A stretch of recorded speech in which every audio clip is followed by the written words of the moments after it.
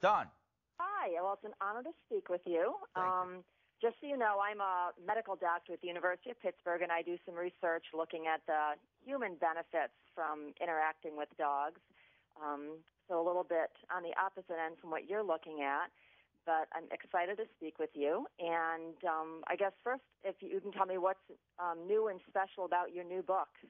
Well, I love what you do. What do you mean? I love what you do. I think dogs are alone, on their own, are medicine for the heart, for the mind, for the body. Oh, absolutely. And the equation that I teach the world is about exercise the body, discipline the mind, affection the heart. And the book is definitely it touch more on the fundamentals and principles. It's all about a healthy relationship. Is all about honesty, integrity, love, to create trust, respect, loyalty. So this is the fundamentals of any relationship: human-human, human-dog, human-horse. The thing is, a dog is the species that the human being I don't think is they love the most, but they have the capability to have more intimacy, right? So therefore, the dog has helped a human to fulfill empty spaces that another human has not been able to achieve. So educating human is definitely my main goal in life, which is, it's not about teaching the dog, it's about teaching human how to be one with Mother Nature. I grew up, I always hear, and never work against Mother Nature. Always make sure you gain their trust, you make sure you gain their respect, and they're going to give you a beautiful gift called loyalty. So this is what I heard from my grandfather. And then the desire, of being with animals is through my dad. My dad loves animals. So it's a combination of wisdom and love. And then I took it to the next level, which is educating the whole world. And speaking of education, I understand you have some great tick tips to keep your dogs away from those nasty ticks and all those diseases that come along with it. Spring and summer, this is when people get excited the most. This is when everybody, wants to go outside for a walk. At the same time, fleas and ticks should be a treatment all year round. But this is, let's be honest, this is when people walk dogs the most, and so at the same time, the more you expose your dog, fleas and ticks are waiting, to jump on the dogs. This is how they, I guess, provide their lives.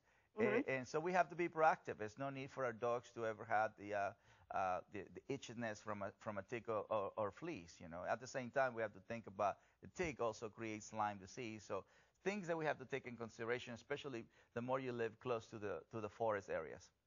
Right.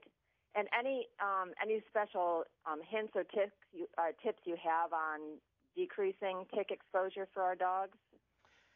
Well, I partnered with Frontline, and the reason why I partnered with Frontline is because my pack uses Frontline. I own 20 dogs, and so we make sure all year round my dogs are, taken care of, because we have a ranch and we have a horse and a llama, and that brings those parasites to our site, and so we make sure we never have that, even though my dogs are exposed to that environment.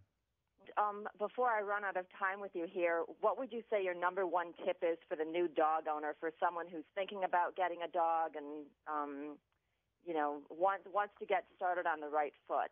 Well, agreement is number one, to agree, and then is commitment, and then is the follow through. But at the same time, you also have to think compatibility.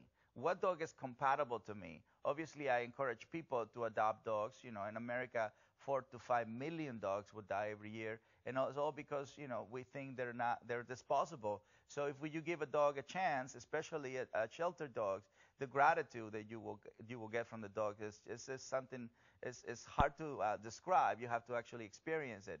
But at the same time, is agreement. The whole family has to agree. Commitment. And then it's the follow-through. All righty. Well, thank you so much. And before I let you go, because I think my time is up here, I have a self-serving question to ask you, which you don't have to answer now, but I actually have written some books on the connection of the human-canine bond, and have a new one that's coming out next summer about how people can tap in to the healing powers of their dogs as they go through their cancer treatments. and didn't know whether that might be a book you would be interested in looking at in advance and possibly providing a review for us. Absolutely. Okay, terrific. Well, Hey, I will look forward to getting that your way and hearing your comments then. Absolutely. And thank you so much for chatting with me this morning. Yes, ma'am. All righty. Bye-bye now.